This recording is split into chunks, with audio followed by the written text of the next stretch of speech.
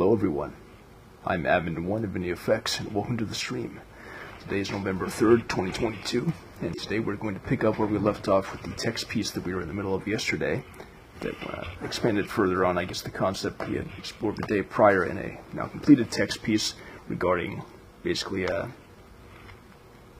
interaction, on many scales in the world and perhaps beyond between what I termed the manipulative agent, the subject, and the thing.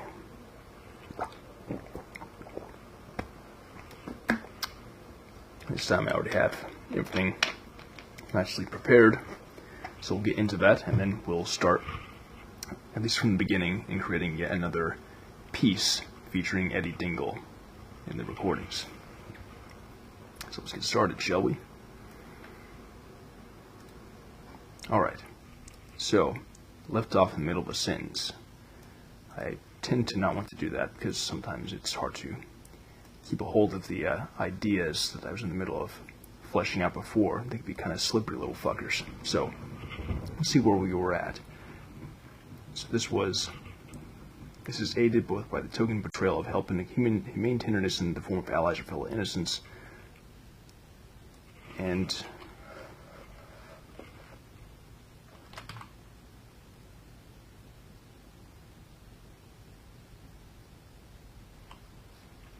say by both. And I think, let's see where we were at. The previous sentence said, but along with the aforementioned techniques, the agent can here appeal also not just to the present urgency, but its proximate solution in time or place. And convincing one of a cause, let alone its urgency, can be slightly accomplished against any lingering doubt by the positioning, by the positing of at least part of its solution as being so proximate, as being both of dire importance and easy simplicity.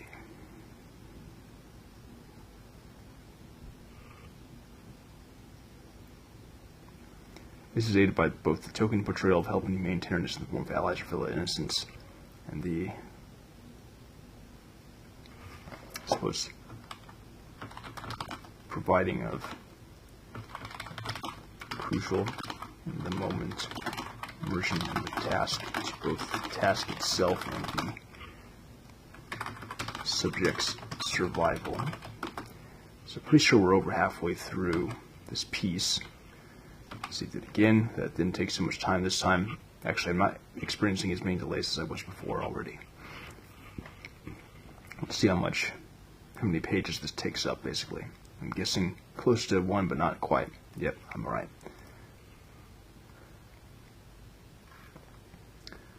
So then,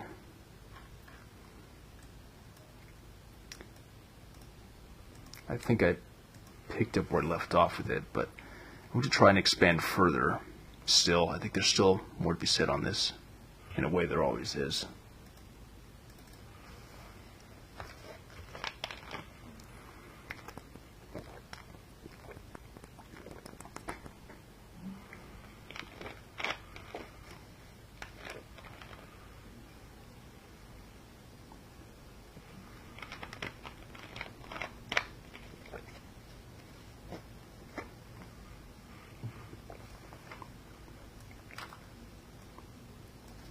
So I think that overall at each step of the process of manipulation and the completion of the task, it is for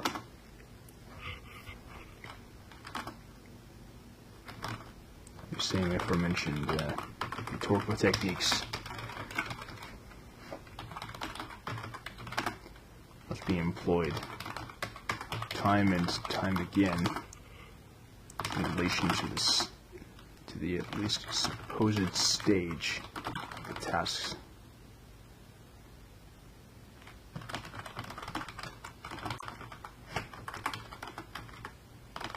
Task completion.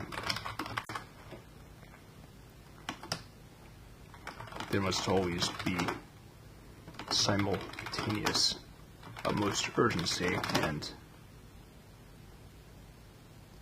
seeming solvability, a constant dangling of bait that is not quite sated for the foreseeable future. And indeed, this lack of foreseeable future of the end, but nonetheless of a meanwhile series of completable on the road to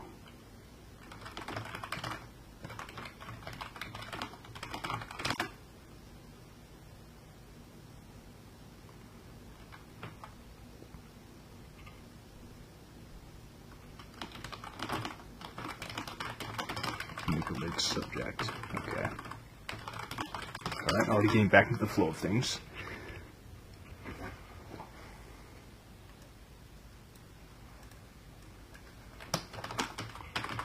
There's still these redundant calls. See, I'm getting the feeling that both my verbalization and my writing are syncing up fairly well, to where when I'm fleshing out these thoughts and discussing them, they find a way into articulation via the text. Excuse me. Let's see, by the way, if anyone's in here just yet. Okay, still no one so far that I can see.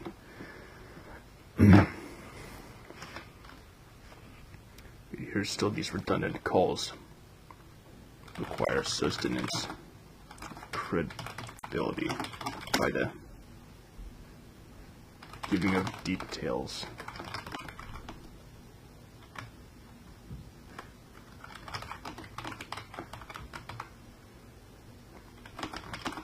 Which further portrays degree of secrecy and duplicity part with the manipulating agent and the party which they hail from, dictate on behalf of.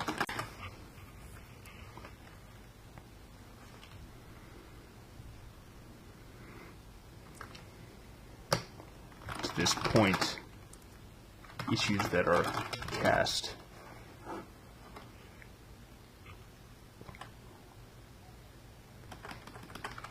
stated problems and events supposedly necessitating the subject's continued action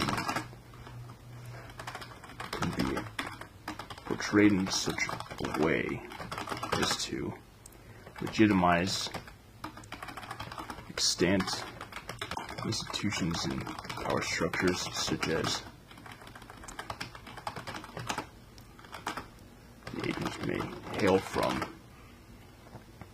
as being of absolute necessity in the moment, appealing to the reflexive tendencies of fear and the ways in which it can drive one to accept monsters' justice and constriction in the name perceived survival, thrival, or safety, even in just the abstract, i.e. in daily and existential routine. Yeah. So, an example, maybe in the real world, would be something like the feds, needing to track down supposed threat.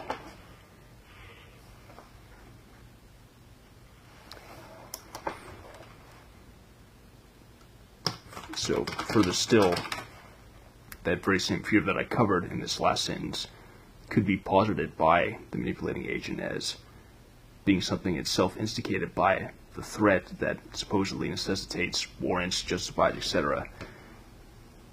the use of a certain power structure or something like the feds, for example. So, copying to a degree to awareness of that, and yet sort of distorting it, portraying it as arising from something else entirely. So to kind of deflect blame or scrutiny. Oh, hey. Hi, Peaches. Little cat in the box. I thought you were going to be sleeping. peaking. All right. Let's see, where was I? So yes. So I'm going to basically write out what I just talked about there. I'm all distracted here. I haven't had a chatting visitor in here in a little while.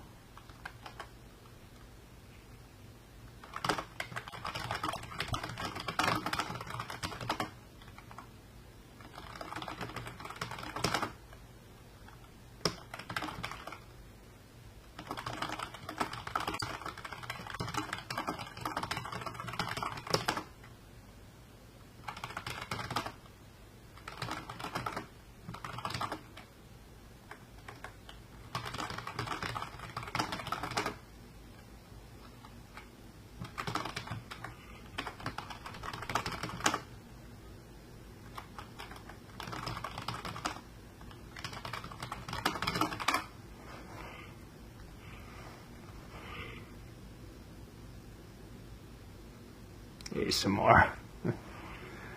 Alright, I'll try not to do too much throat clearing. All the more reason to drink more water.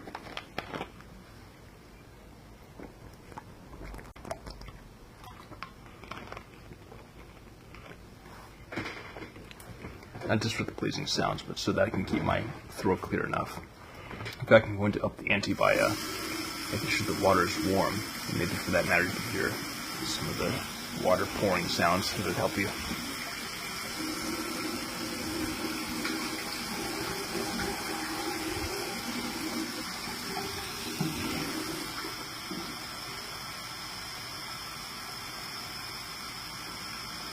Did you watch that Pooh's Adventure episode?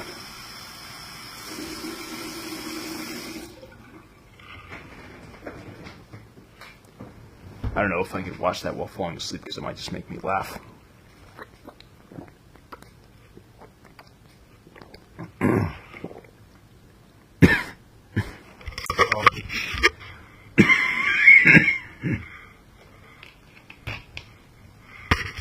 Excuse me, there I go, coughing. I drink water for the express purpose of avoiding bad throat noises, and I made some because I drank it wrong. A few minutes of it. Okay.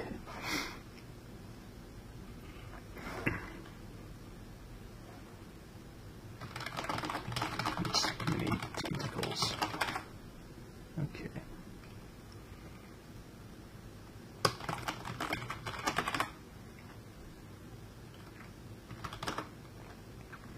Any as conditioned. The major may.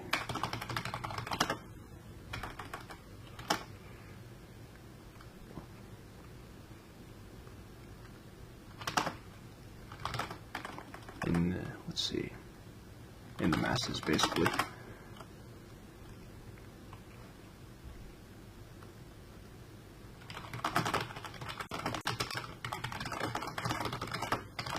Need to well ensure safety.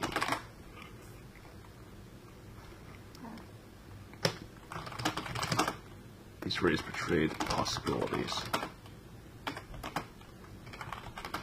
Once will bomb themselves, drop on the masses. Yeah, we're having fun today. Hopefully that loud click-clacking isn't threatening to the ASMR either, although maybe it's different now that I have the headset on, so it's not directly to the computer microphone. Those bombs, it's just they would literally themselves drop on the I don't know, that just makes me laugh even though it's morbid.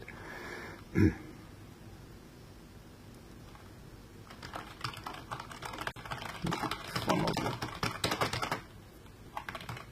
it just great compliance.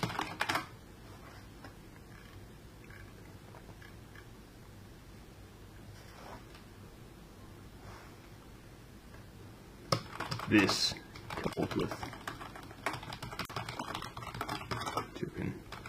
differences too. surroundings the subject may find themselves mired in.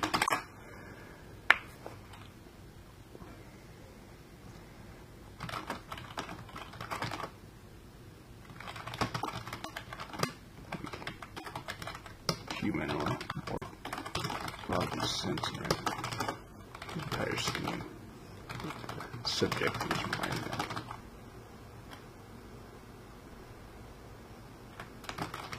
Okay, yep. Having up a storm and now I'm higher temperature.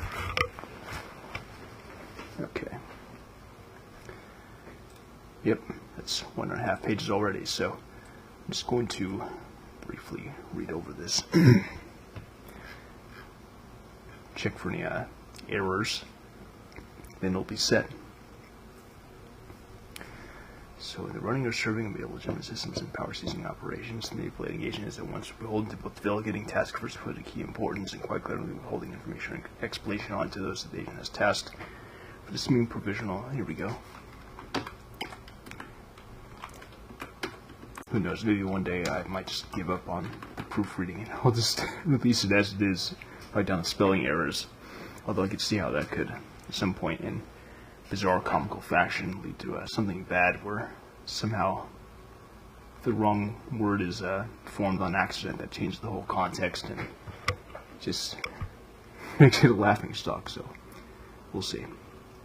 For the seeming provisional necessity of the position, i.e. the maintenance.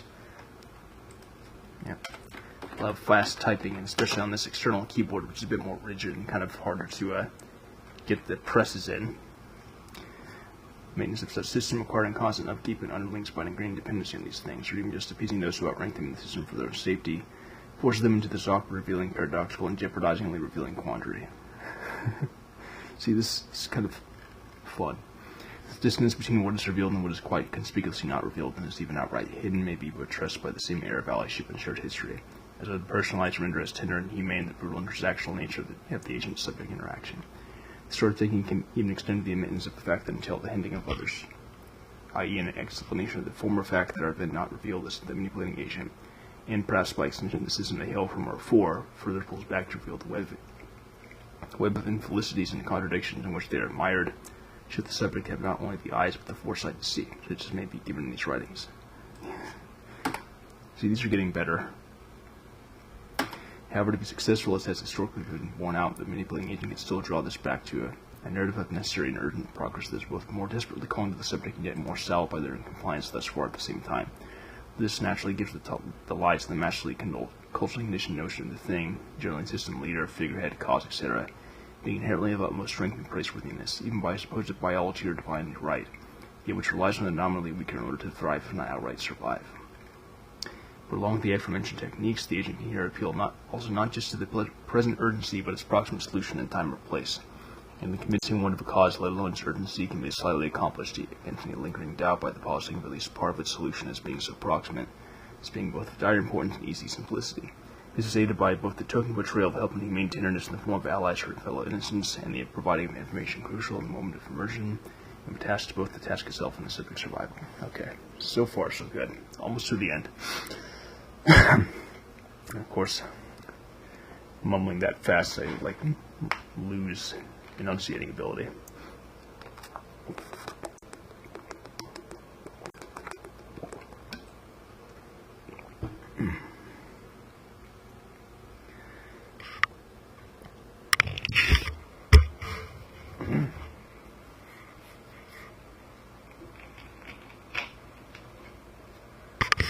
Okay, so overall, each step of the process of manipulation and completion of a task is for. These are the same information rhetorical techniques. We employ time and time again in relation to the at least supposed stage of the task completion. They must always be a simultaneous utmost urgency and seeming solvability. Quick solvability.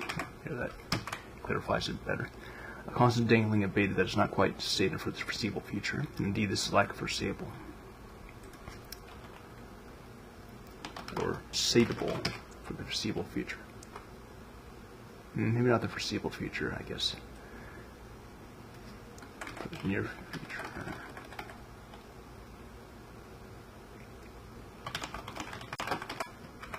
And indeed, this lack of foreseeable future. And nonetheless, if meanwhile a series of completable tasks on the road to the ultimate accomplishment put forth. This part of what can drive them to manipulate a subject. Here still, these redundant calls require a sense of credibility by the giving of details and context. Let's see, evolving, which yet further betrays the general degree of secrecy and duplicity imparted both the manipulating agent and the party which they hail from and dictate on behalf of. To this point, stated problems and events supposedly necessitating a subject continued action can be portrayed in such a way as to legitimize extent institutions, power structures, such as the agent may hail from as being of absolute necessity in the moment, appealing to the reflexive tendencies of fear and the ways in which it can drive one to accept monstrous injustice and constriction of the aim of perceived survival, thrival, or safety, even in just the abstract, i.e. known in daily existential routine. Yeah. Pizza says speed reading is funny. Something about the avatar is funny.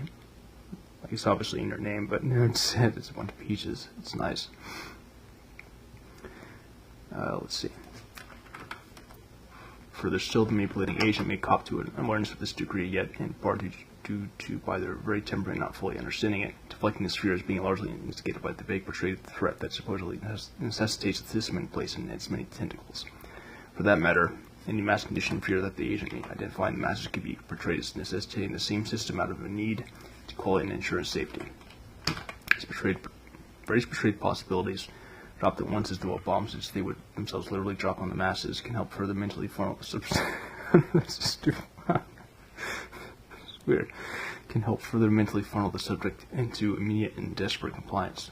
This, coupled with vague token references to the surroundings of the subject may find themselves mired in, can help appear to personalize and make human, more broadly sentient, the entire scheme at play. And just as a quick note, the more broadly sentient part is in part because these texts are meant for the future and for future generations, which may involve basically sentient creatures as we know them, beyond just humans, or maybe even beyond humans entirely. It's a bit of a long shot, but I persist.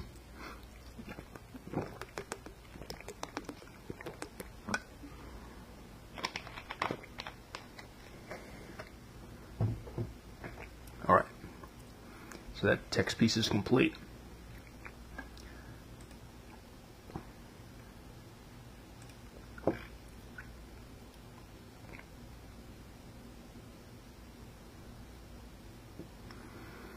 And just silently reading another part of it. It's interesting, as I read one of the sentences, it occurred to me to add yet another sentence at the end, but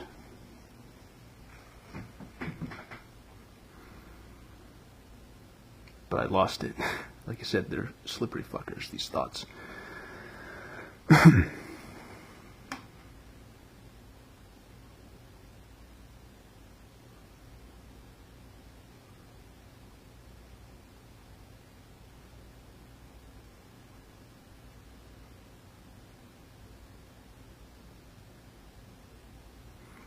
Well, I think I'll get it at some other point, but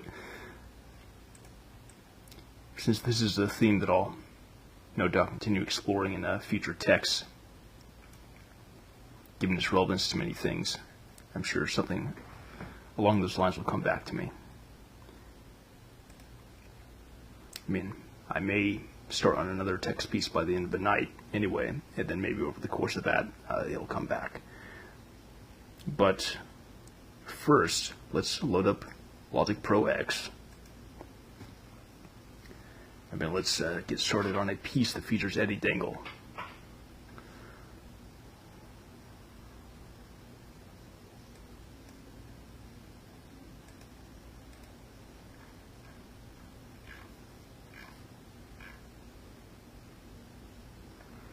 It's just taking a bit to load.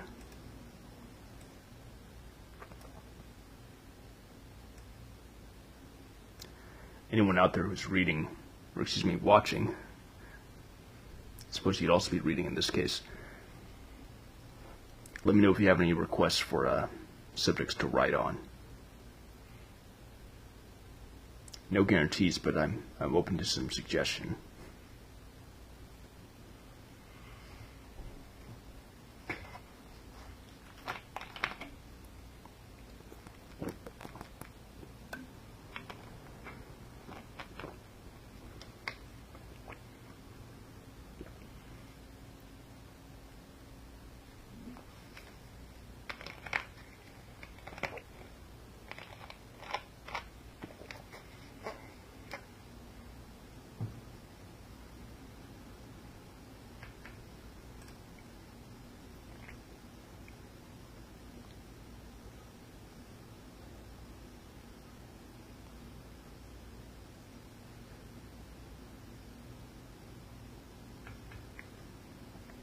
Any day now.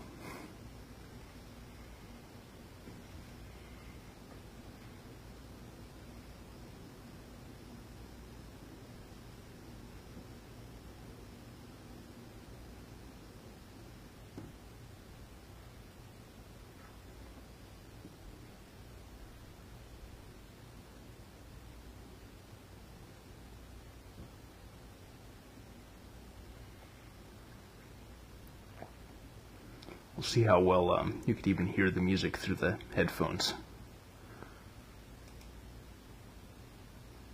I mean, I could always take the headphones out, but then you wouldn't be able to hear me as well. I may need to find a way to set it up so that the mic I was using actually worked with OBS. I thought it did, but listening back, I think it didn't really make a difference, and I was just talking into the computer mic, buried underneath the sound of the music and everything. But we have virtually infinite streams in which to figure this stuff out, so it'll be alright.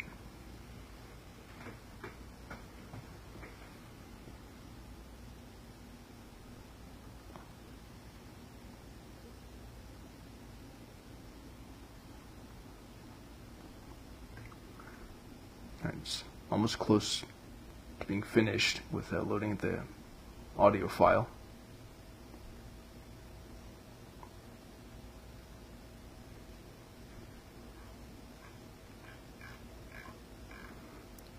Come to think of it, some of these text pieces could probably put one to sleep. Some people. Alright, so now I have it finally loaded up. I'm going to change the window capture here.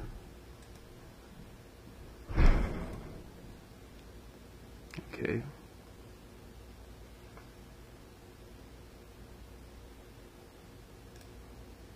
Alright, now we're in. Set a timer here, see how much I can get done in about 35 minutes here. Okay.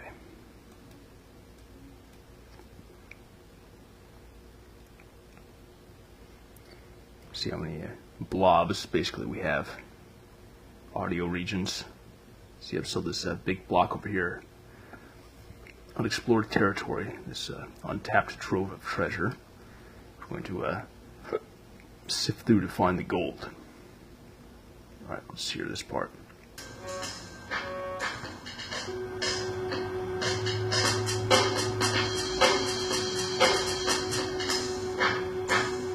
See, it's interesting, I'm hearing like a creepy noise. It's hard to explain, it's like a slight ambient texture that's kind of rumbling underneath. And I'm hearing the drums being changed. It's like I'm trying to find the drum beat. I'm hoping that there will be something like that. I mean, I could probably, if I really wanted to, isolate a small part where the drum beat is going steady for long enough, and kind of loop that to sustain that eerie ambient note. We'll see what happens from here.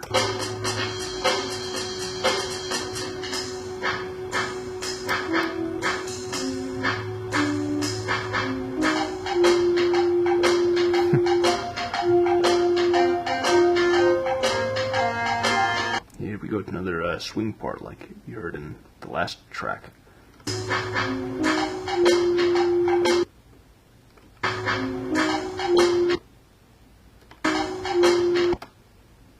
Okay, swing part starts about here, I think. Yeah, here we go. So we'll splice that.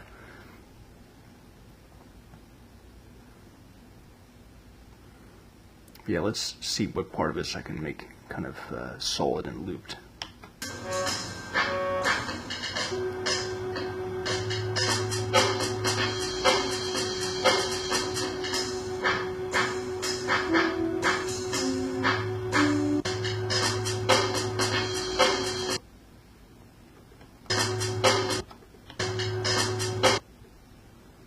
Okay, yeah, so maybe out here.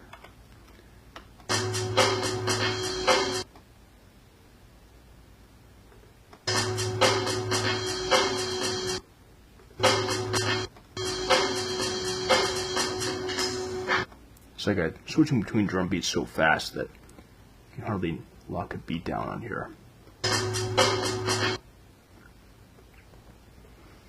Let's see. This you could just loop a few times. See how that sounds in sequence.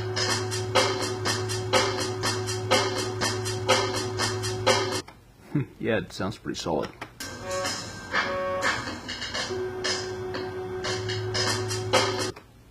Actually might cut the opening clip a bit short because there's like a awkward splice of drum loops.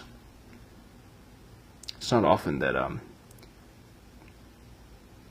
cutting the original region for the sake of drums actually makes it sound more solid, but that's what happens when you're switching between drum beats during a recording often, because it just basically restarts the beat over again. Like, it doesn't seg the previous drum beat you were in to the new one, if that makes any sense.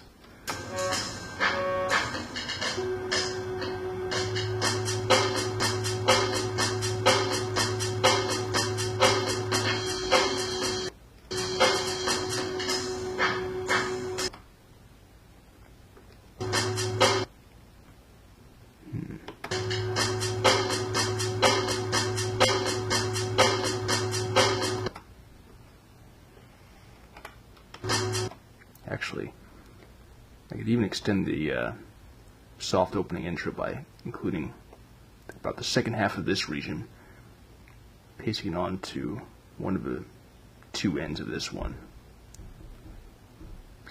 There's still a bit of a build-up here too, but it feels like the peak of the build-up in terms of intensity is this loop here of the big kind of rock drums happening over the eerie note. So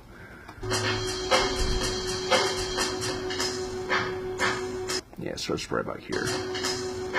And it goes to like a subdued, quiet sort of swing thing,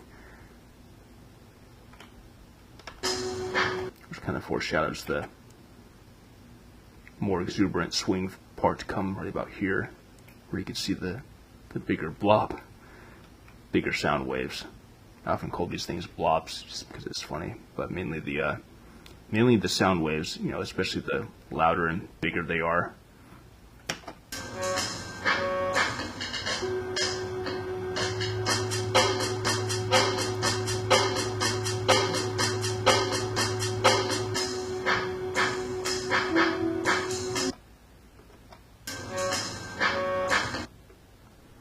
See what happens if I put this before those loops.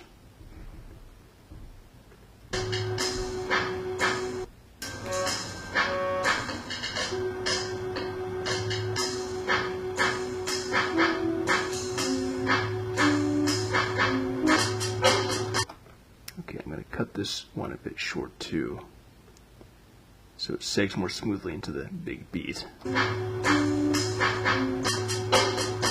There we go. See what happens when we go into the main swing part.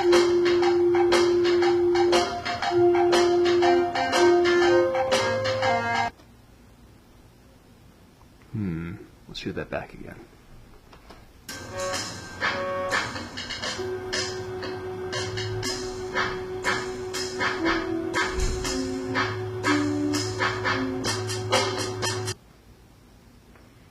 What if I loop that once?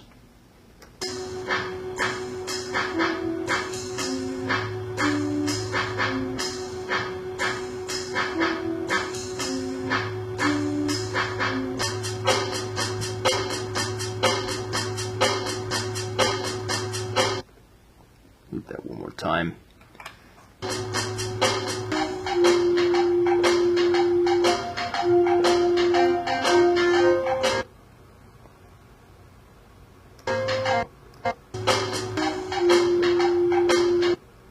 I imagine actually this part might be sped up more, so that might help it be a smoother transition between this and that. And I'm indicating with the cursor, but I actually don't know if you can see it. Actually, it looks like this occasionally blacks out anyway. There's a lot to work on with this streaming business. Anyway, we'll just leave this intro part alone for now. Get into the main grid of it. And by the way, I just got a text message from Eddie Dingle, basically saying that the last NEFX track I uploaded that features him is nice.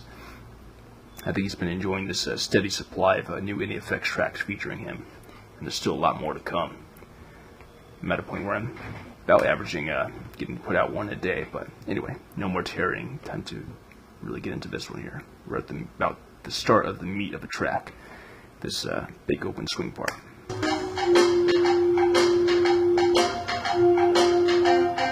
Yeah, when it starts going dun dun dun dun, that's when I think it really begins. So that's going to be a loop. Yeah, so just a bit before the blob, that's when it starts. Splice.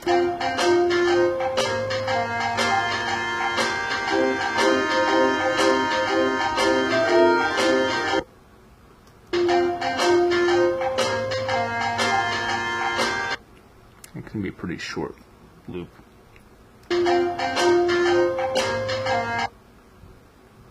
Maybe I could even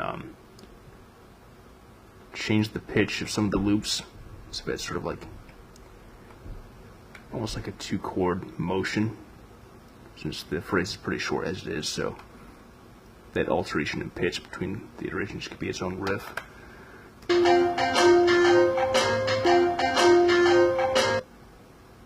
Yeah, what happens if I turn it up a bit? Transpose the pitch by 1 up, see how it sounds together.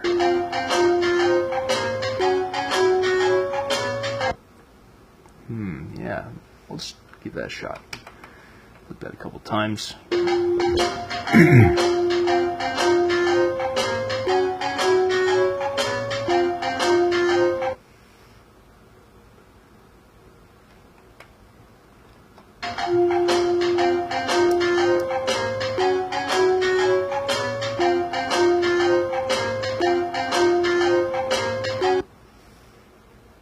What if I do -1 for this one instead?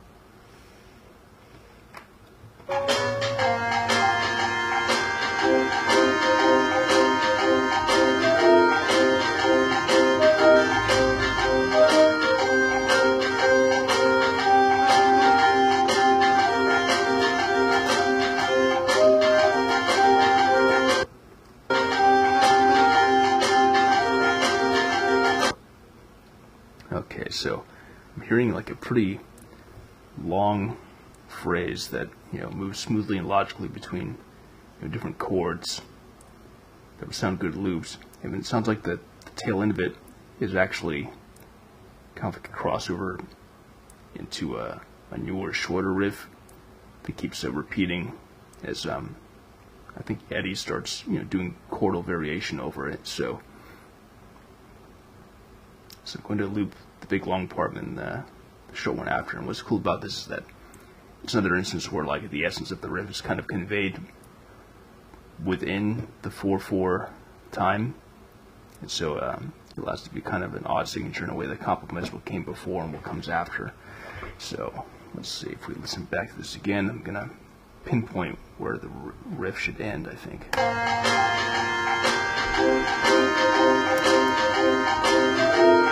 Actually, I think the riff starts a bit after the beginning of this region. Yeah, right about where you get that sort of warbling womp. That's when it really starts. It's just part before that, just kind of the intro, the warm up.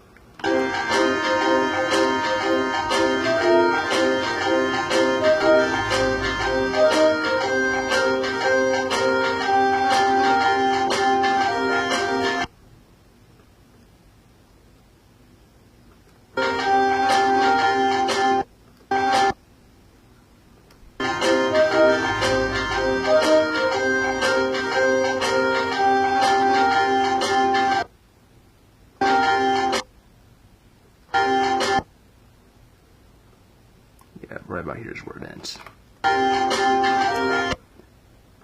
Maybe loop this once, we'll see. This is a pretty long phrase.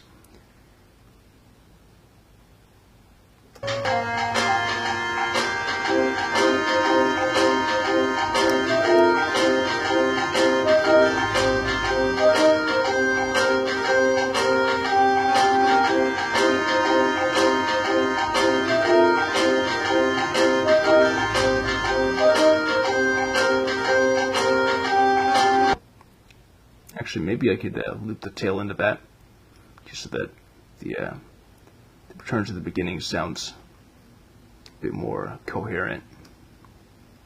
Yeah, basically the last bar. Yeah, so I do it like this.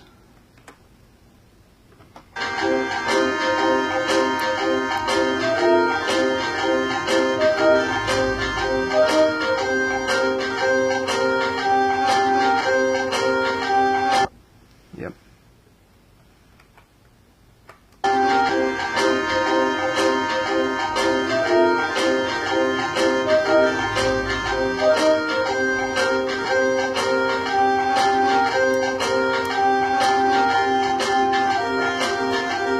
There we go. Here's the shorter phrase.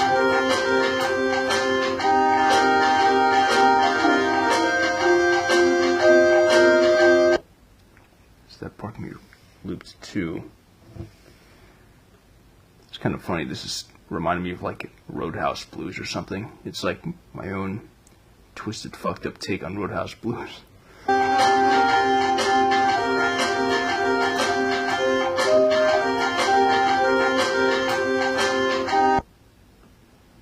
Okay, maybe about here is where it ends. See how one loop sounds.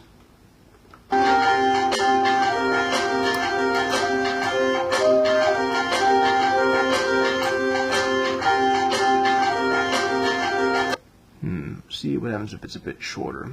If like the last plonk is not there, it sounds like it flows better.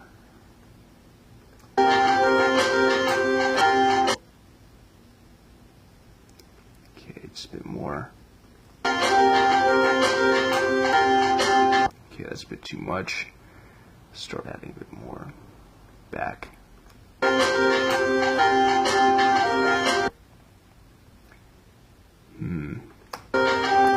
It might sound good logically. I'm going to listen back for that. It just may not be quite smoothly spliced as I want it just yet.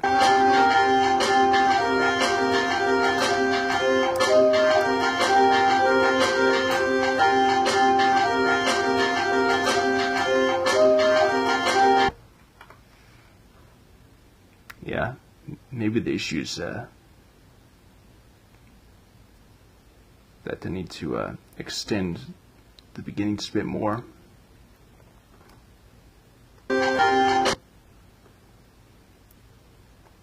think it needs more room.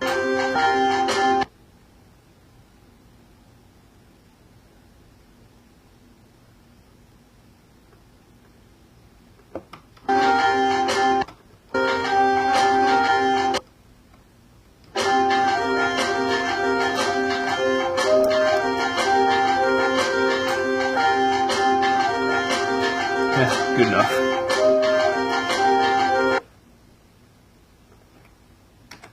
Okay, let that one more time.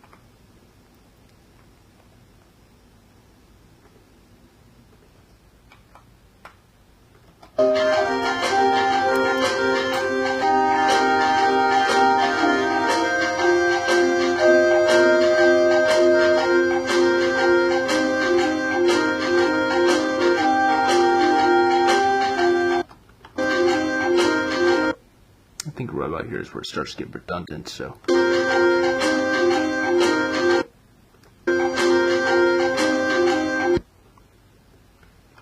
Which is not to say that there won't be key changes in here, but I think so far the actual riffs happening independent of that concern are still a bit kind of stock and vague, so we'll get rid of some of this, I think.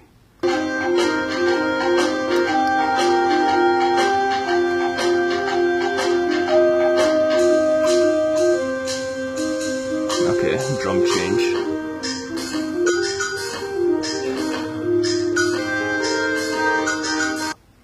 That's a pretty cool beat that I settled on there.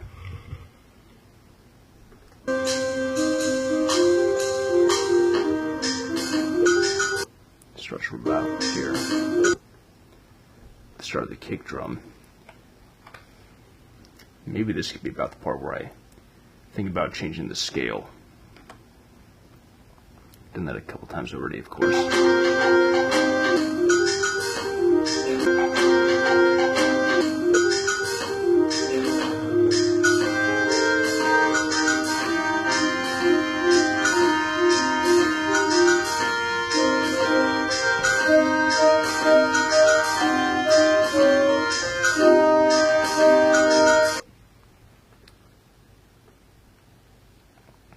Let's see what happens if I change the pitch of this, even just like 1 up.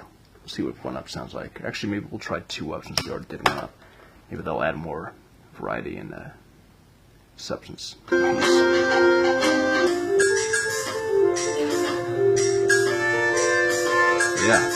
this roll with the previous notes.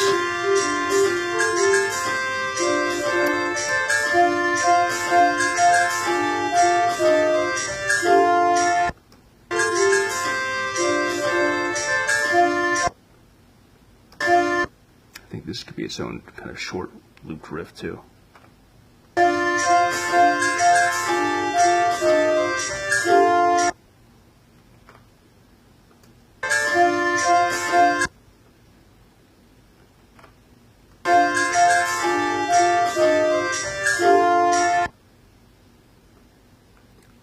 Alright, let's listen back to this.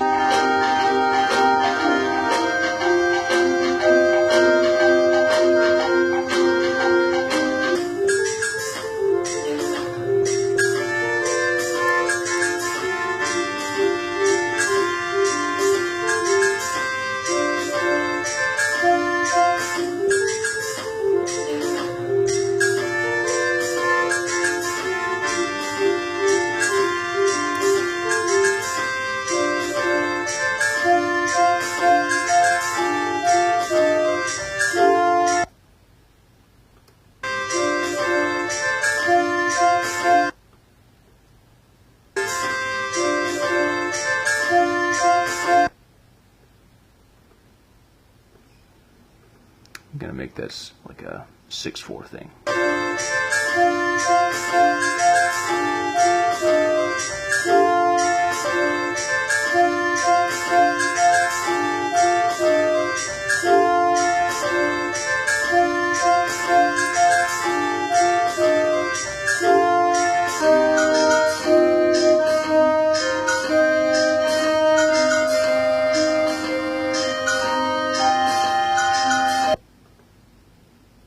Okay, a little over 2 minutes now. Yeah.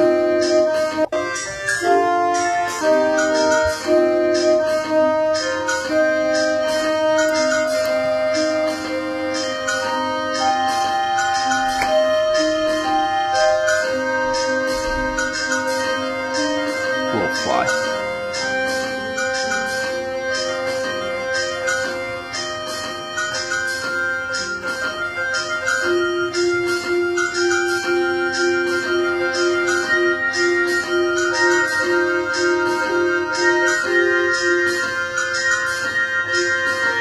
I think we're getting close to what's to be the end of the piece. Yeah, it's taping off again.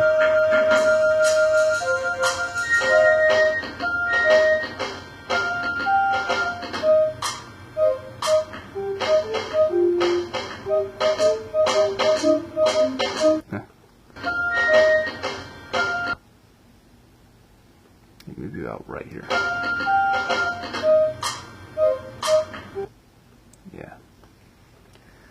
It's like a nice little transitional period where it sounds like one of those kitchen sink endings to a piece in a way, where they just kind of start fading out and doodling until they come to a rest.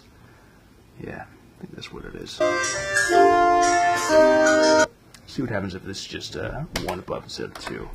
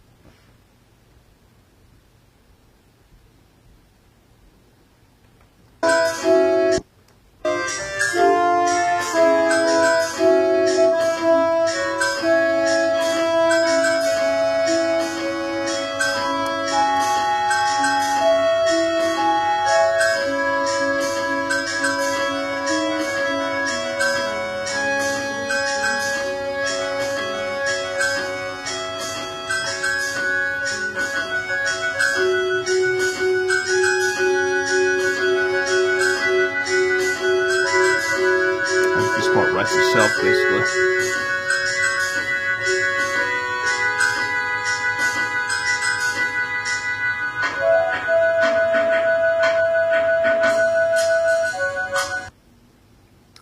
Although I think part of this should be sped up, part of this should be left alone, maybe even slow down a bit to kind of add the tapering off effect. So let me try and determine what that part is.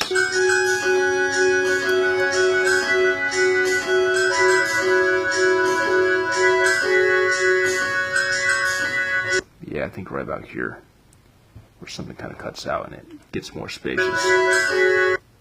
Yeah, this is the part here.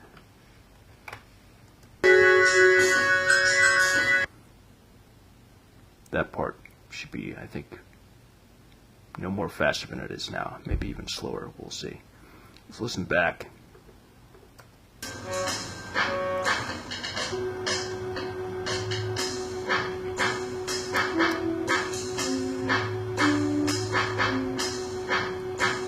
It's a nice eerie beginning. It's building up.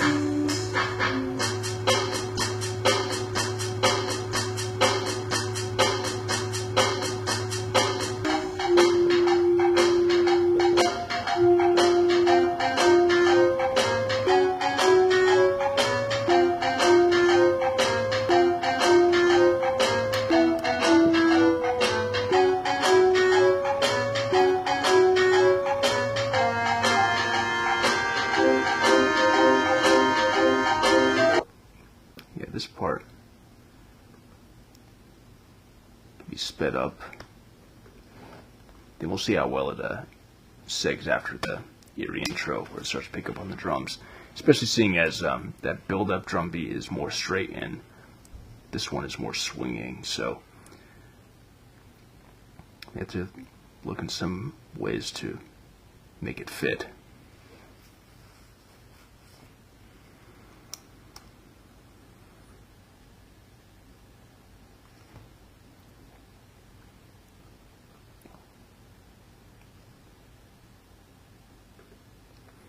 Alright, so turn on the flex option for it.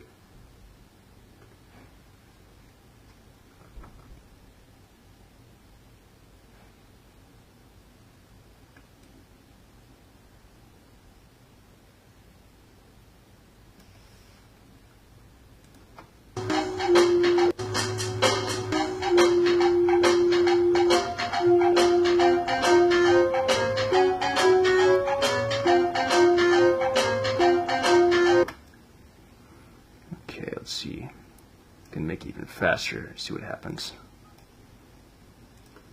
I'll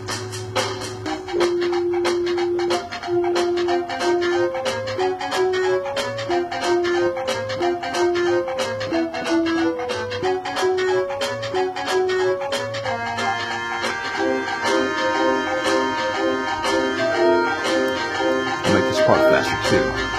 It's determining where section should end speed-wise.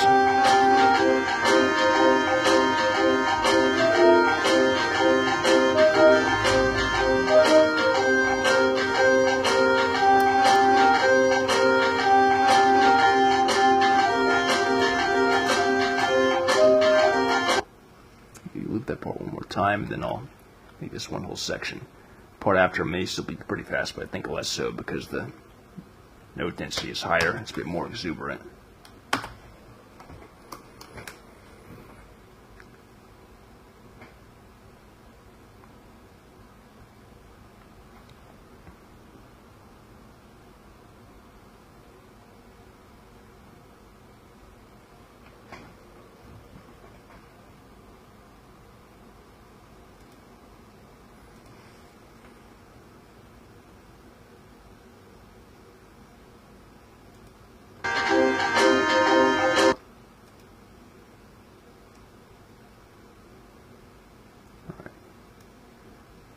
Shrink it up like this.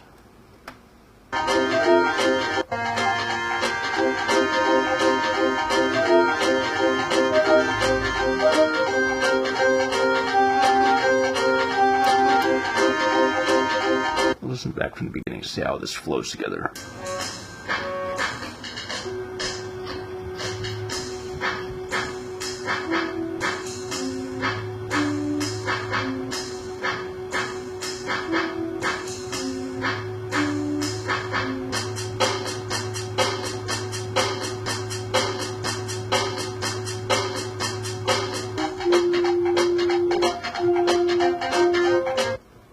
Maybe I'll increase the pitch for some of these, and I'll build them up until they sag into this. Because I like the build of intensity and the kind of a somewhat surprising switch, but it still needs to be a bit more logically flowing.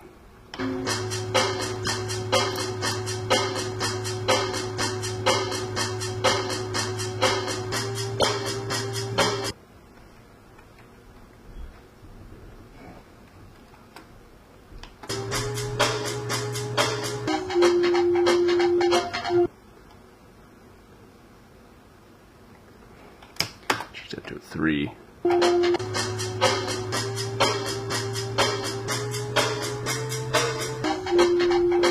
Yeah, there we go.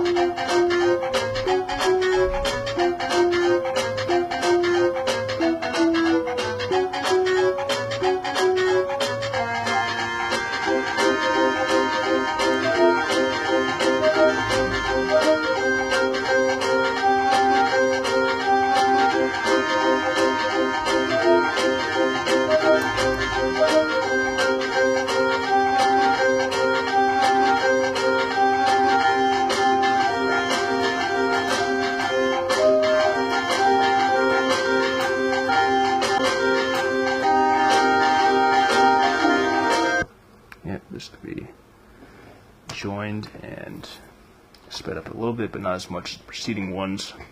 I do think actually in general that feeling of the tempo slowing at that point makes it more powerful. Ooh, I see 2 viewers in chat now. Big upsurge there. 2 instead of 1. Welcome.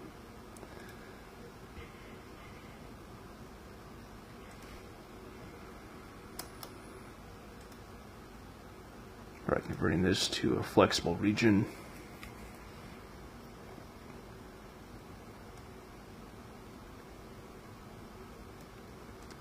Let's try it just a little bit, see what happens there.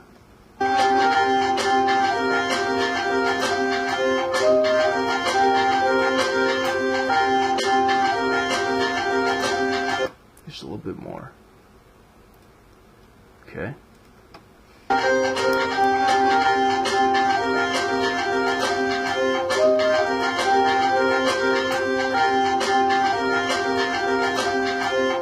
think it's about right.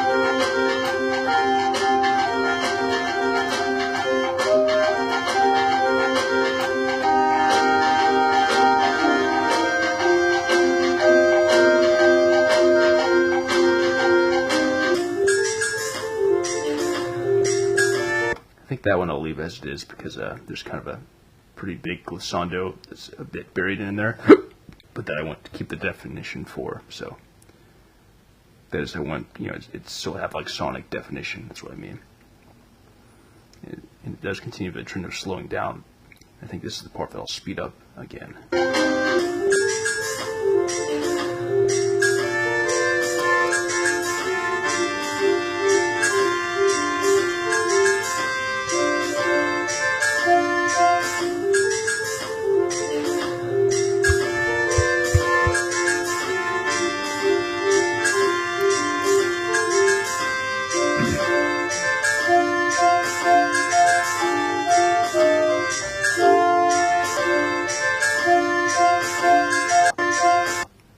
So this part can all be together.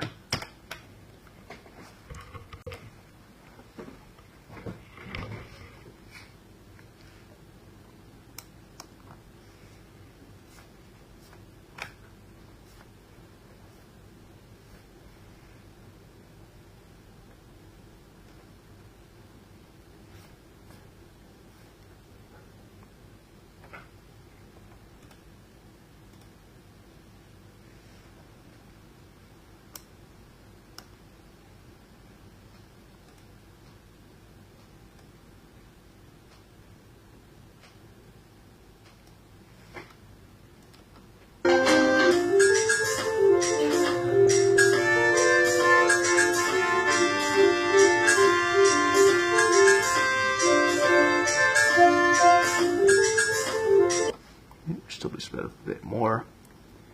We're reaching about the limit where the quick flurry of notes still has definition.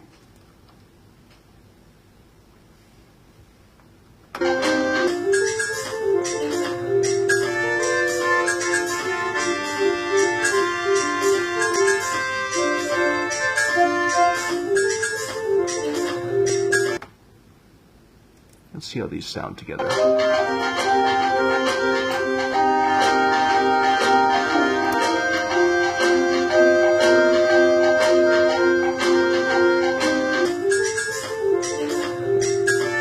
Loop that one more time just to be safe.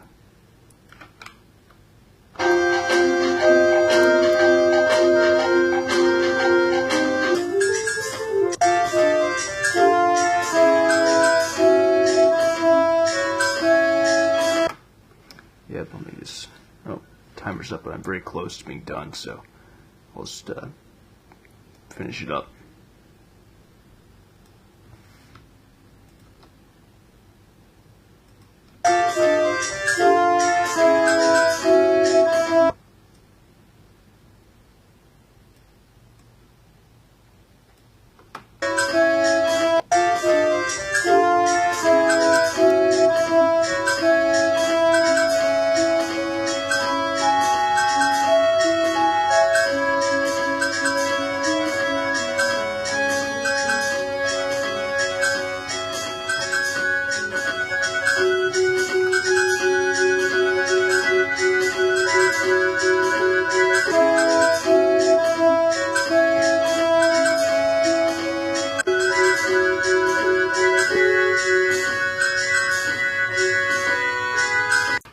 Yep, slow that down a bit. Make it spacier that way.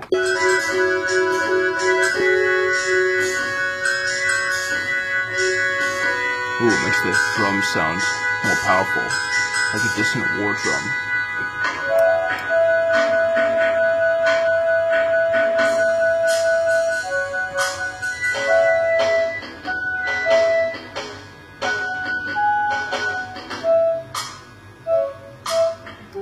Yep, this part I'll do the reverb outro to ring it out. Make the ending more smooth, then we'll have ourselves a piece. So a little over 35 minutes. Not bad. Let's listen back to the whole thing.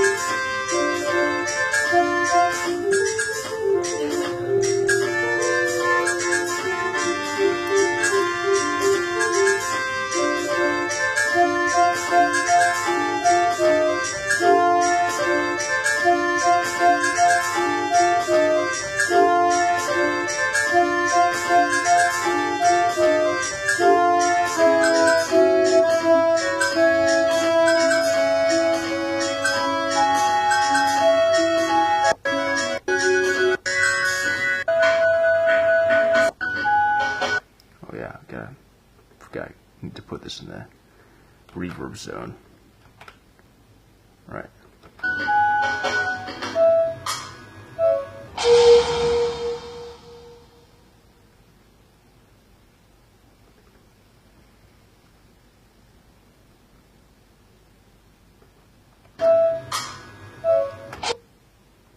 Maybe I'll make this the reverb one instead. That sounds like it fits better. Wait a minute. Maybe that's not the problem. Because I really remember that it pitches down when I paste it there, so.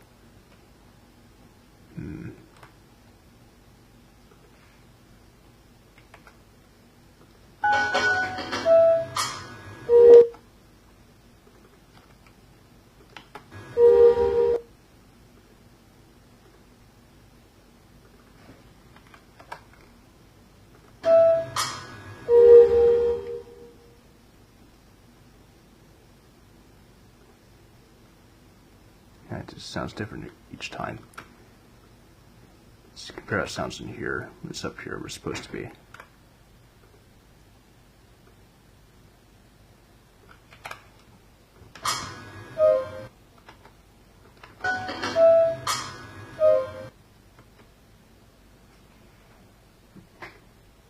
What if I stretch it out?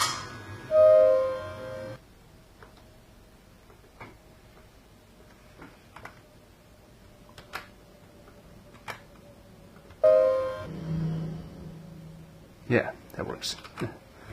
All right. That's it for the music portion of the night.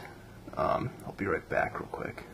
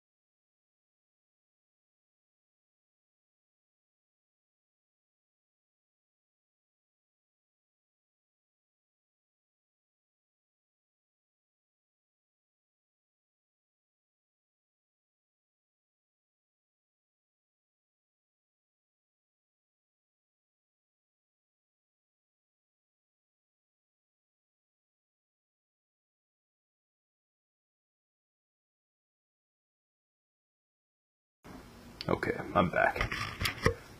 So, that part's done with for the night. One thing I haven't done on stream in some time is tried making a marathon map. So, that's what I'm going to do next. I'm going to fire up Wayland, exit out of Logic Pro X. By the way, all these finished releases will be released actually tomorrow in the middle of the day.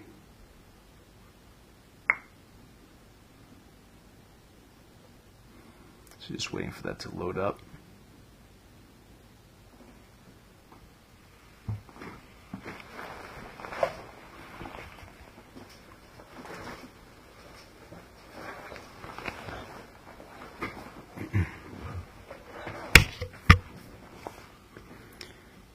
But yeah, NEFX released today. Keeps the bad things away.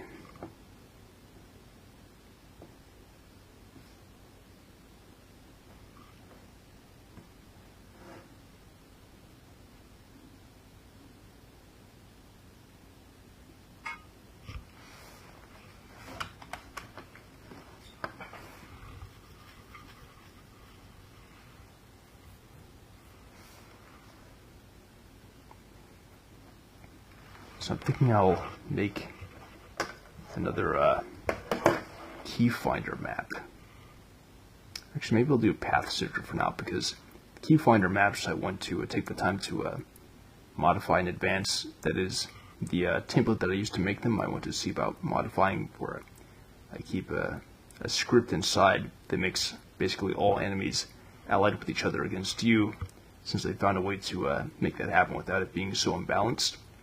The issue that I had before with that is that I would I would not really make monster impassable zones very much towards the beginning of the map. So what would happen is that you would alert one of the enemies, and then basically you wouldn't be able to get out of your starting area because all the enemies would come towards you.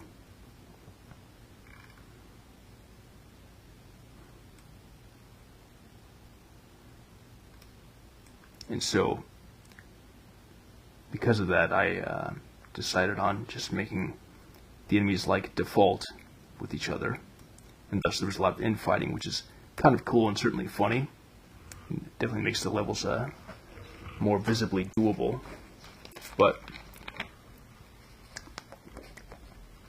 I do think it's overall more powerful to have them all united against you, and to just have monster impassable zones around the starting area, so that way you can still kind of make your way out, and you're not just constantly on the defensive, because that can take for hours. Alright then, so I'm going to give a template for path sifter, and I'm going to change the window capture here to Wayland.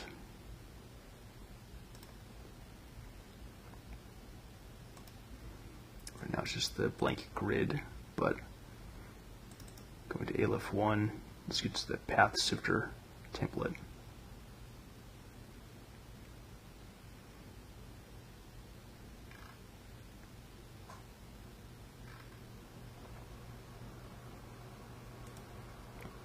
Just taking a little bit here, finding it in the big morass of files.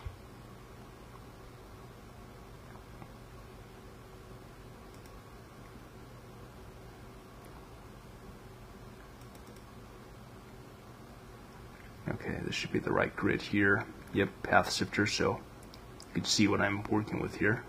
I have all the enemies and supplies preset, so now it's just mainly a matter of changing the height configurations for even something as simple as either 0 floor height, 1 floor height,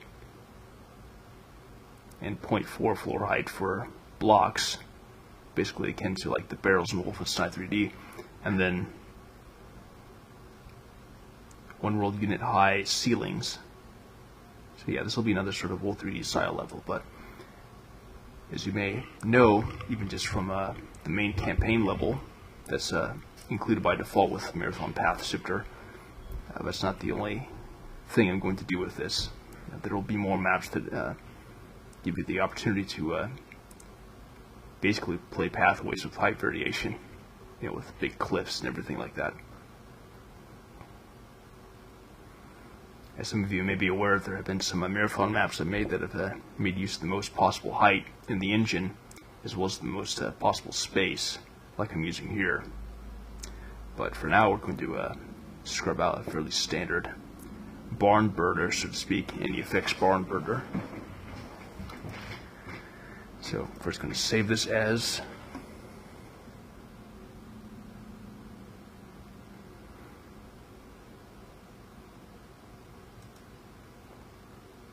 go to the ALF1 folder,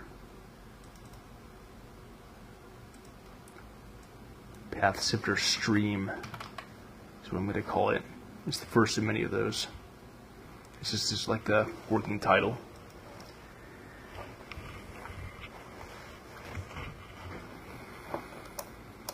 I'm just going to scrub out a quick pattern, basically, of walls.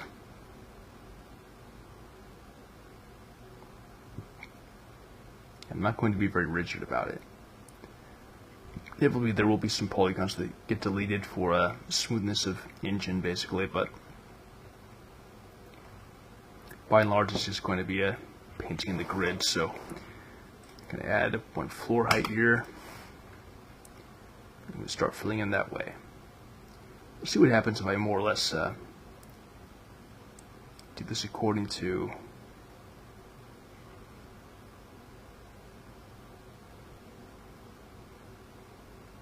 just drawing. I'm just going to draw walls according to what seems aesthetically right, with some faith that it'll translate accordingly in the first person. Well, the one thing I realized is that I think by default, a quick way that I want to implement basically doors, barriers between rooms, is that instead of using doors, which would also require me to go into polygon types and then set doors on certain squares, which would then necessitate me kind of keeping track between the different visualization modes here.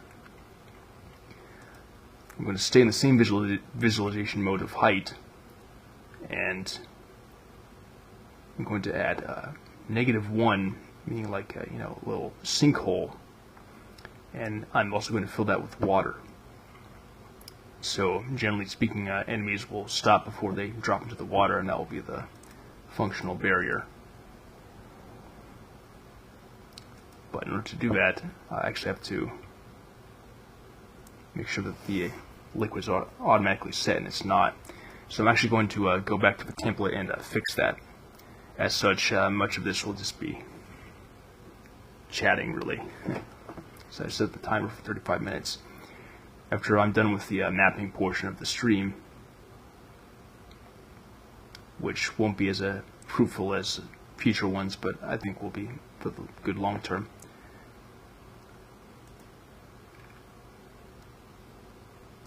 I'm going to go back to writing after this, but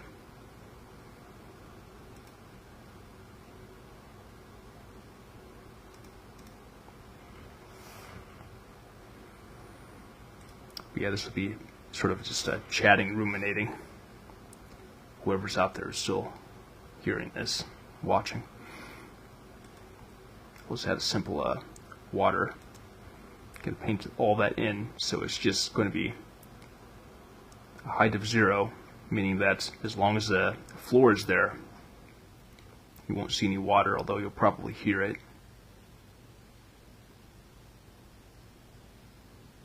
Just going to paint in all the grids like that. But if there's a -1 height in one of those squares, you'll see and be able to submerge yourself in it. Keep in mind, I already did something like this in a previous map, and this time I'm just going to make that the default for the template, so that way I don't have to do this again with every map that I make. Each time I'm finding new ways to make this more efficient and also at the same time more distinctive, so that way I can realize certain structural ideas without as much hassle. I get why I keep going back down here. I can't get it back up. Okay.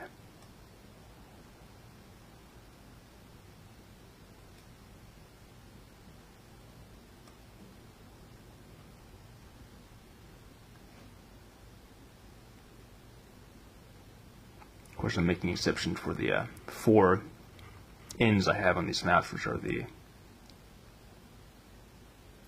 help hubs, is what I call them, where you have the terminal, computer terminal, the pattern buffer, and the shield recharger.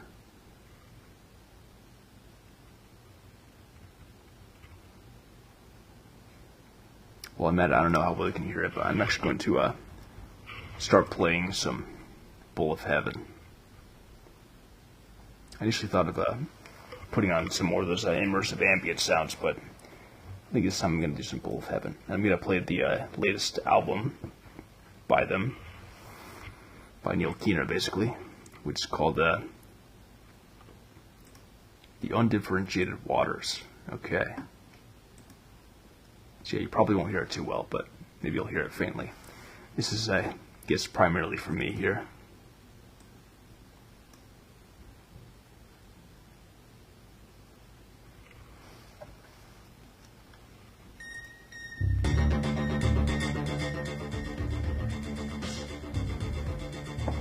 Just gonna zoom in, make it a bit easier to paint in all the grids.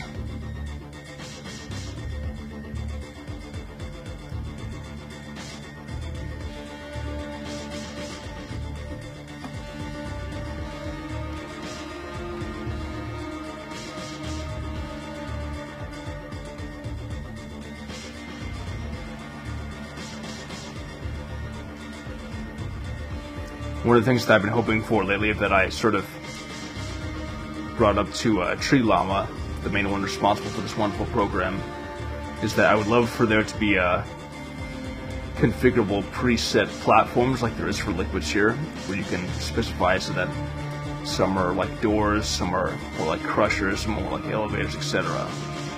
And then you just kind of speed paint them in like I'm doing right now with this liquid presets. Because of course you can set the platforms and then specifically select them one by one to be like other platforms. And that's really good, but it's technically not as efficient. And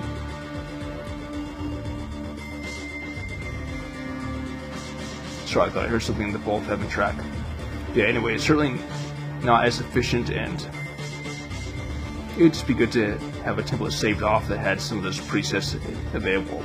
Especially because as you start to create more platforms, like I want to do, like for example, I'm the type to even put platforms for every single square that I make.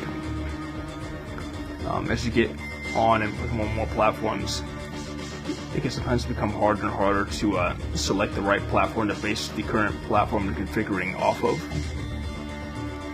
Granted, it's one thing if you're making all the platforms the same, because in that way, once you configure one to be a certain way, you can basically, with every new one you make, just drag up to a different platform number in the set.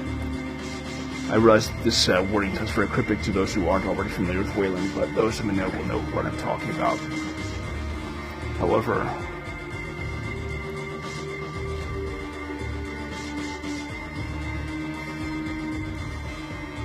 it can be a bit more difficult when you have even just more than one type of platform that you're using in a map, which is generally the case. You're having to identify which of the countless platforms is the certain one that you want to base the current one off of. So this would just be great. For that matter, it'd be great to even be able to make like preset teleporters or something like that. And this is getting more out there, but it'd even be cool to just be able to set teleporters to just teleport to a random spot in the map.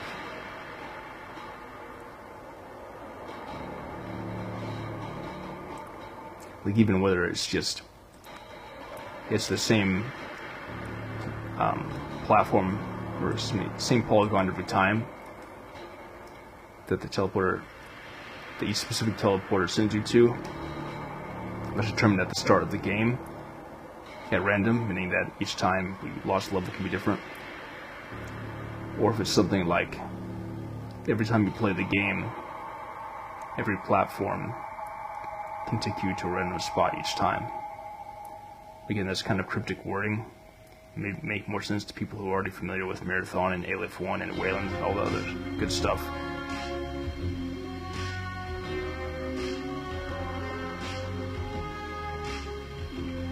Yeah, those listening or watching, what do you think?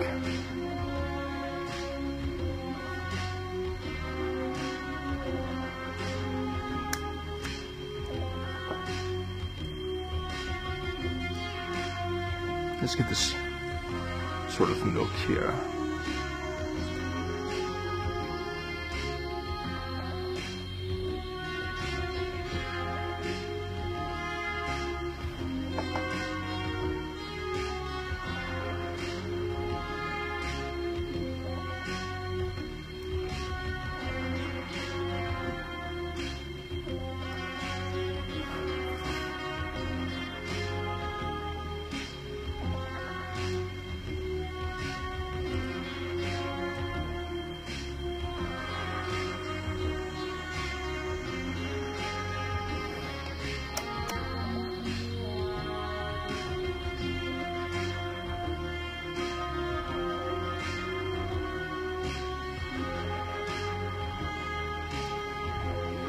Yeah, there are a lot more dropped inputs when you're kind of speed painting like I'm doing here while streaming than when you're not streaming. It's just much sloppier, I've noticed, and much slower. Like normally, when I would do this off stream, it would paint through seamlessly. But here I have to go over it like multiple times. All the more of a sign that I need to get a new computer if it's more stream optimal. But I don't know exactly when or how I'm going to do that. People will have to pull together to give me one for Ugemas. Anyone watching or listening, what are you thinking of getting someone else for Ugemas? Or even possibly hoping to get? Like, it doesn't have to be a specific material thing or gadget, whatever. It could be just something you're wanting for in life or the like.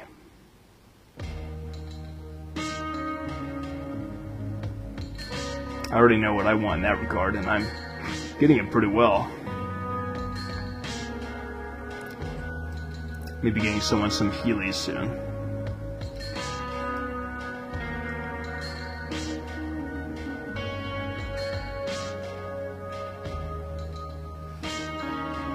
By the way, I don't know how well you can hear my music, but I actually cannot hear myself very well right now over the music.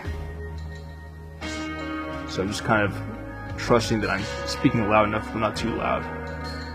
Although I don't think I'd be speaking too loud for the neighbors or anything like that, if they could even hear me. But yeah, I can't really hear myself too good at the moment.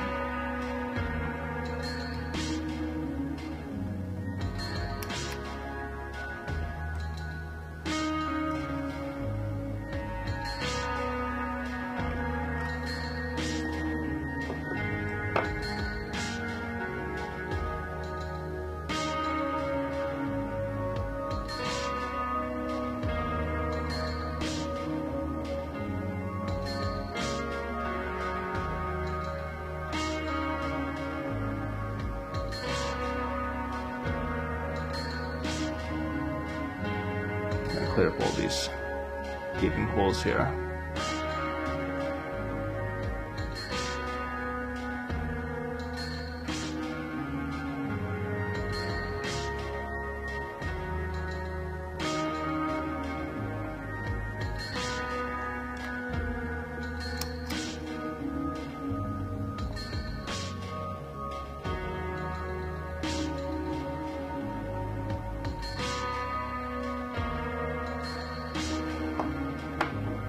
See if there's been any reactions in the Discord. I don't think so, but it's worth checking.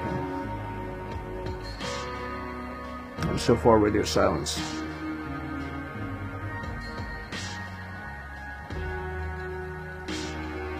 Probably most people are asleep or something.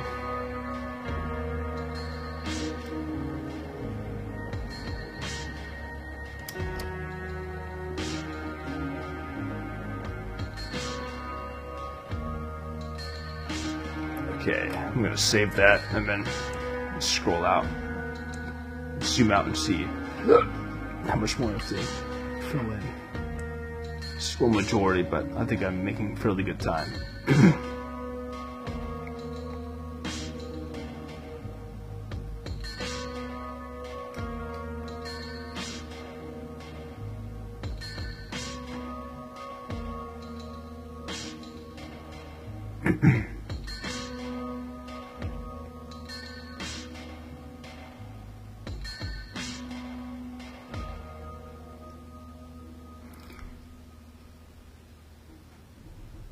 Maybe if the water sounds get to be too annoying when it's set up like this, I could just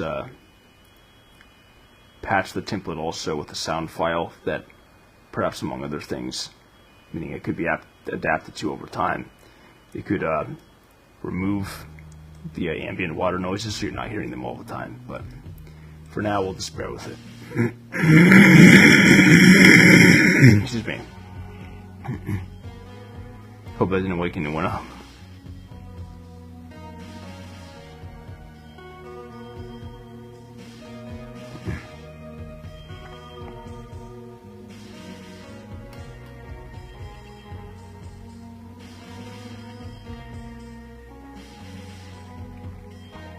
I will say I do feel more awake when I'm making this stuff while on stream. I guess in part because it gives me an excuse to talk, and I just feel that sense of engagement. Because I notice in particular when I'm trying to compose music, I have a tendency to start nodding off after a while. But I haven't done that in a while, and I think me composing on stream has something to do with it to a degree.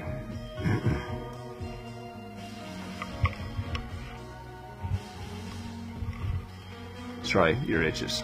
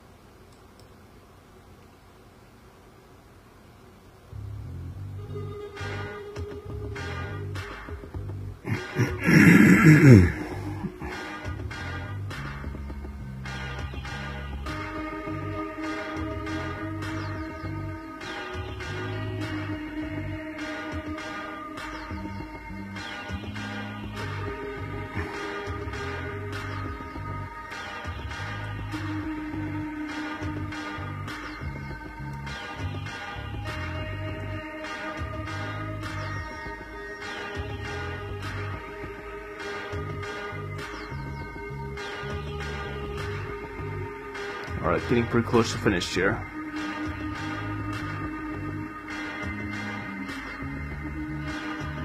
Maybe we'll even have time to start the beginnings of that level.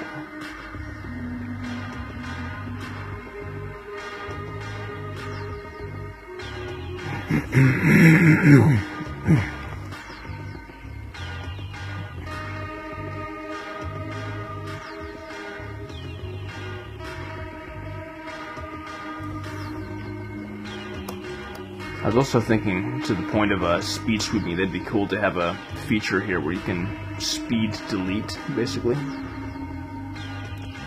much like how you can speed paint, where you can kind of click and drag the paint bucket tool across a series of unfilled polygons and fill them. It'd be cool to be able to do the opposite. So that way I could have something like this, and instead of doing the 1 world unit high floors and the to the 1 world unit high ceilings to make a wall, like just a speed delete, speed erase, and click pave textures, so that way the textures are restored to what would have been the filled polygons that are simply raised, because that is how it works with ALF1. Then that way there would be greater assurance of smoothness in the engine. I wouldn't have to, quickly try and delete some polygons so that the engine would run smoothly without so much lag.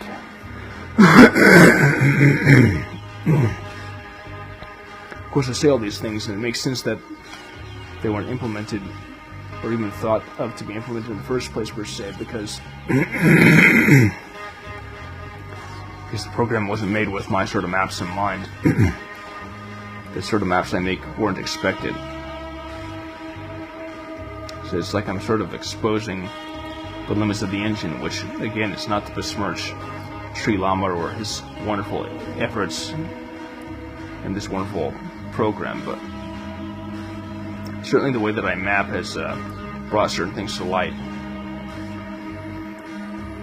about what all can be done and what still remains to be done.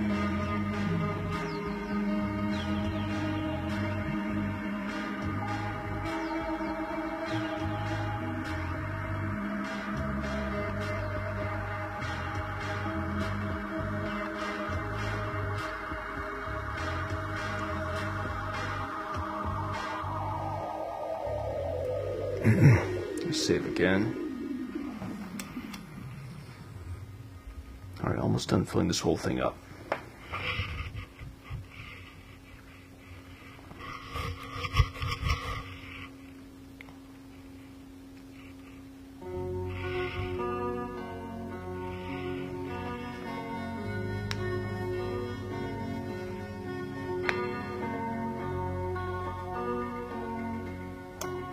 Okay.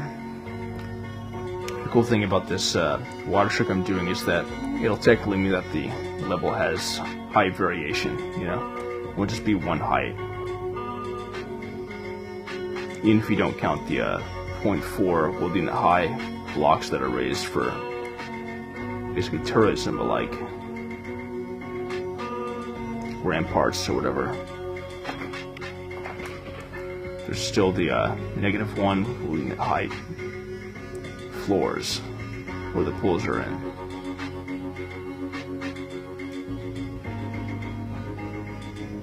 So there's things lacking.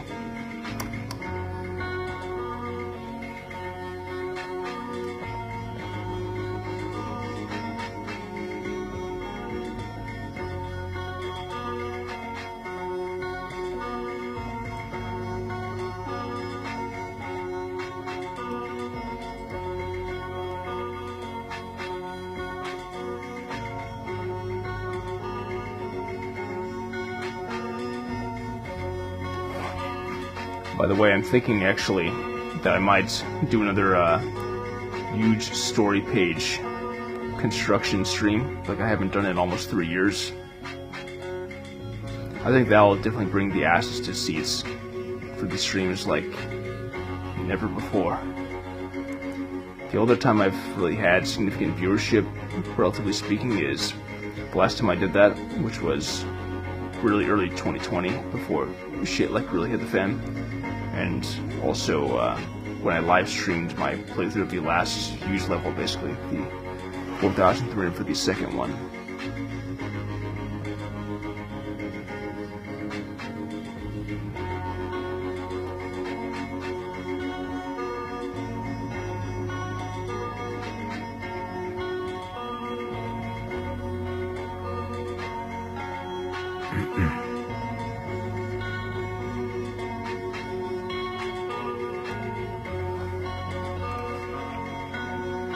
Alright, let's the whole thing.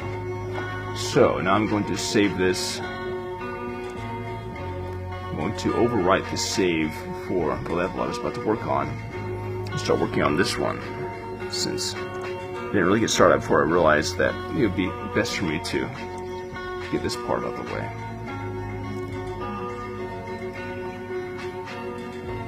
Alright, replaced.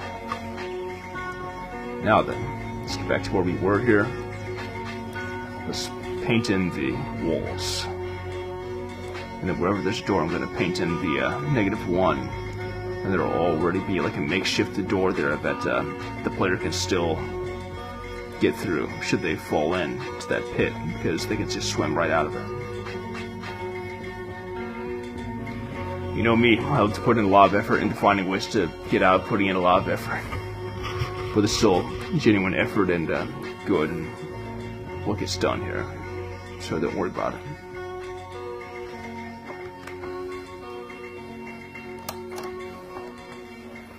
Alright, adding the floor height.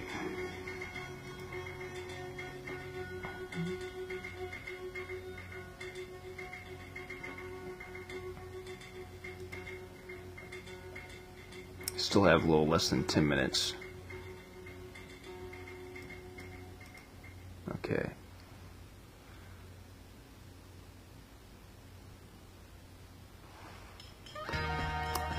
Alright, so edit the floor height, which is basically the walls, because the default ceiling height should be 1 as well. I'm going to make sure it is. Yep. Alright, so now I'm going to loosely draw something that'll surely translate into a good and rigorous gameplay in there. I'm thinking right now of like a sort of insect type thing. Loosely like a beetle or roach. So it'll be like this.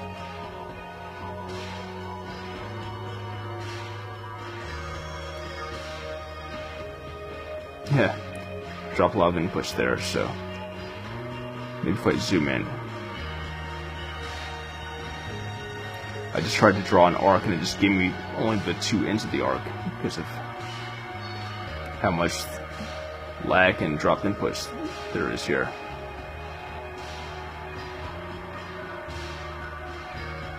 There we go, kind of getting it.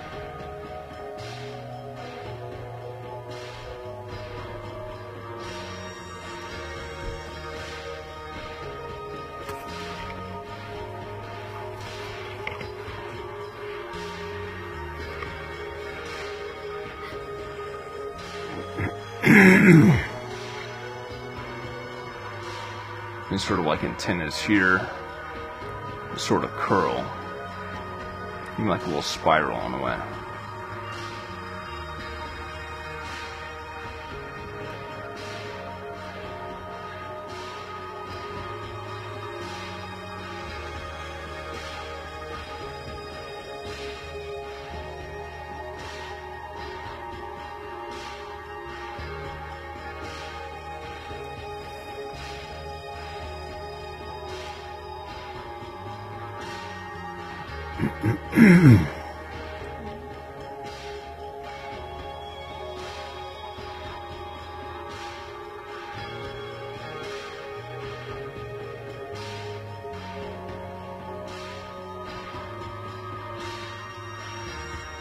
There we go.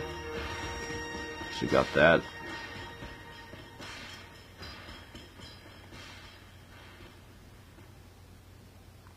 Wow, this is pretty laggy. Or at least we're getting the start of this finished. You know what, let's just see what happens here if I change from the window capture to the whole screen capture.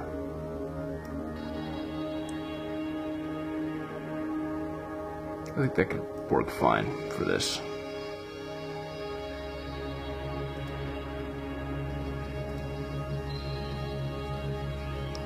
See if this goes any smoother. You can see part of the text piece I finished earlier on the right side.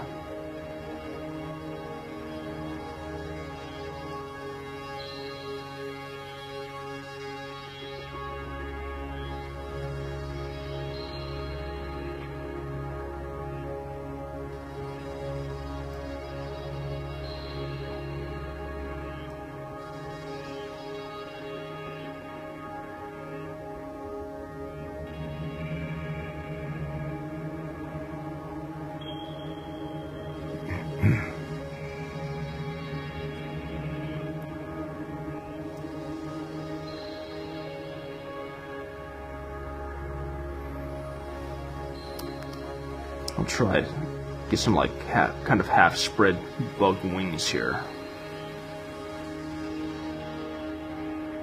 Maybe before I do that, I'll just kind of draw the general torso.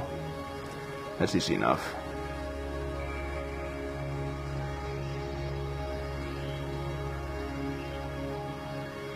I also wonder how much of this would possibly translate in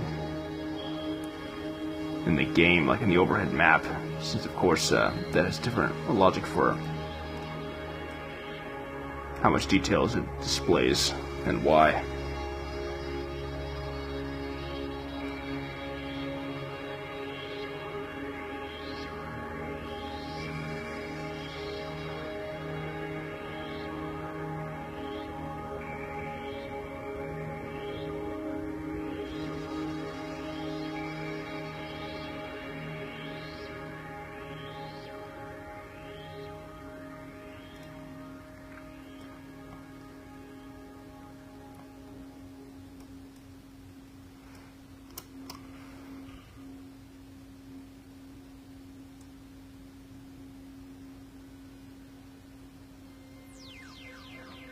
Right.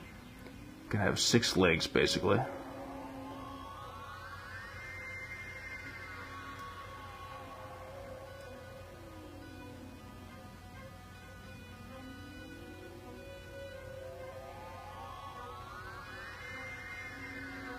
It doesn't seem to be doing much better with general screen capture than with just window capture. I don't know.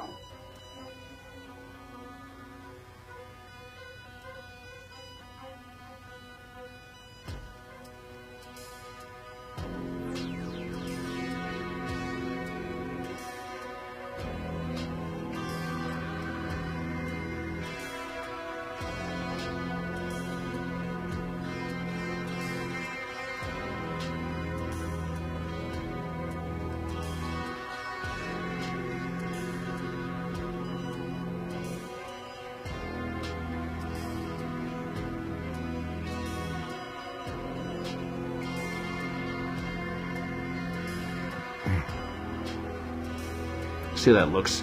Zoom out a bit.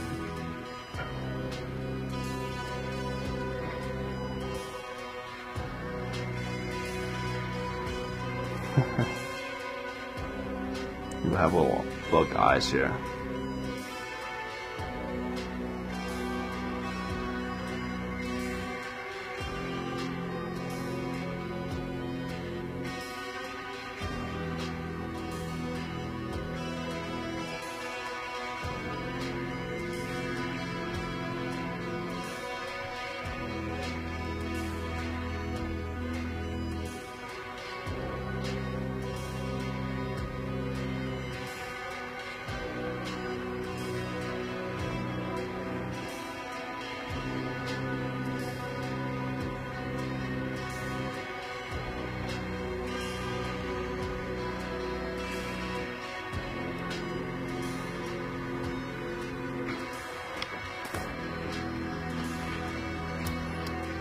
Alright, I want to kind of make the big half spread wings here.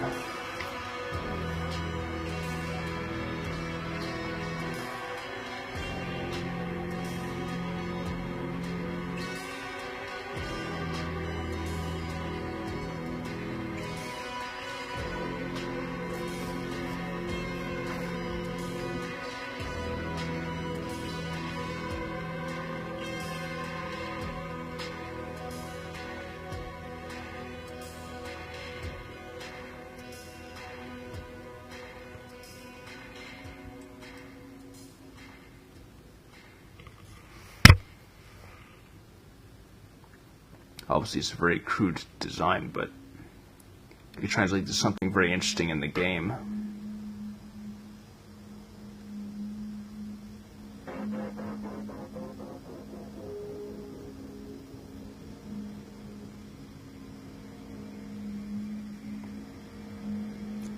Part of what's cool about this is that it's sort of outwardly symmetrical, but not absolutely, and as I add more details, make things different on both sides and have stuff surrounding the book that's different on both sides of the map.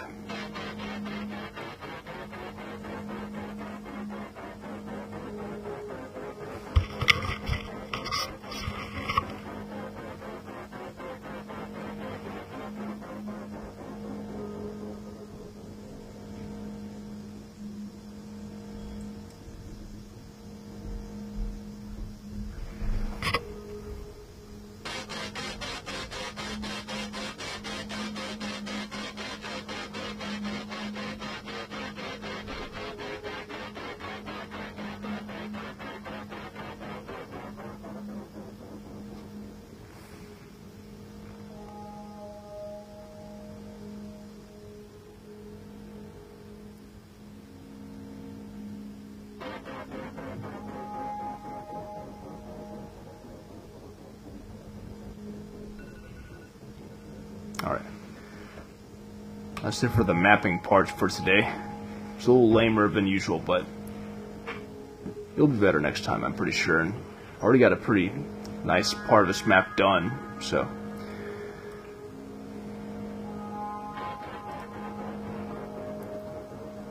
Actually, let's check something here.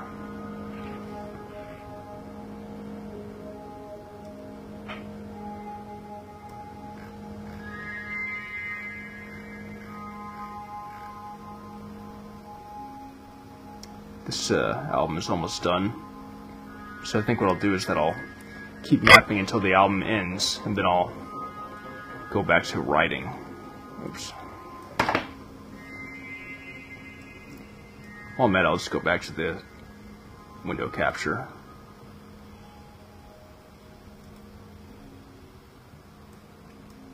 This doesn't really make much difference whether I have it on or not.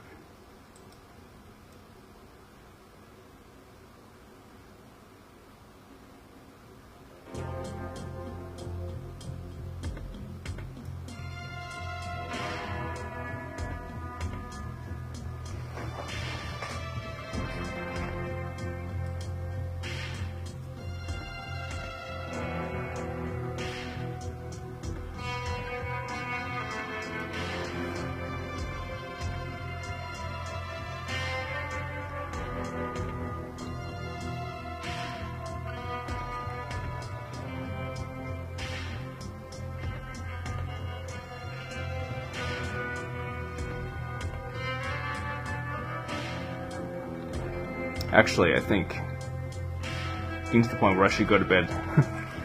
Sorry, not to cop out of writing more. I do want to write more, and I think that as these streams continue, I'll be doing more and more writing, especially in proportion to other things. But for now, at least, I'm sort of warming up, and I'm also starting a bit later lately because of things that keep coming up.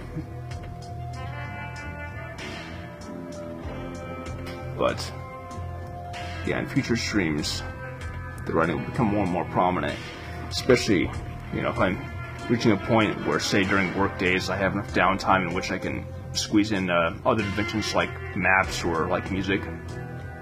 The streams themselves become more and more writing, because that's actually the primary reason that I started the streams, was that I found they helped me with my writing process, and they really have. I'm really glad.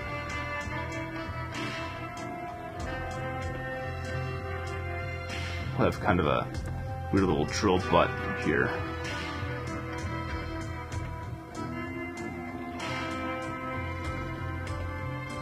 Oops, wrong floor height selected.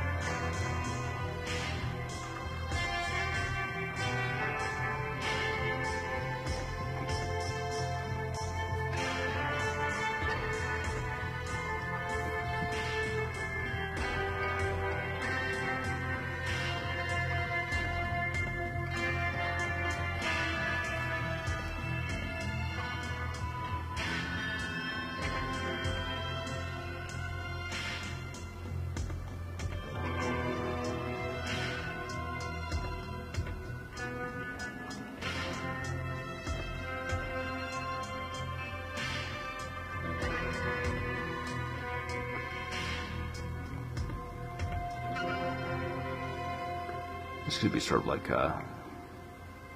almost like little scales.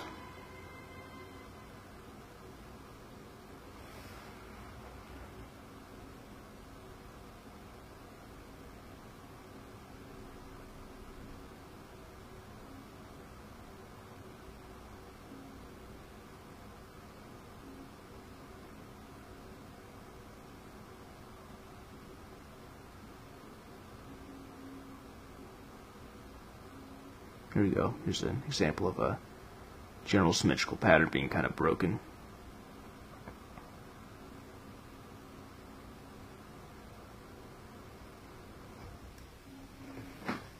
Okay.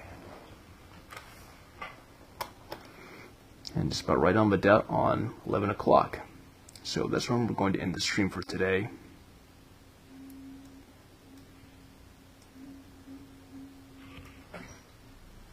Oh, some weird humming noise.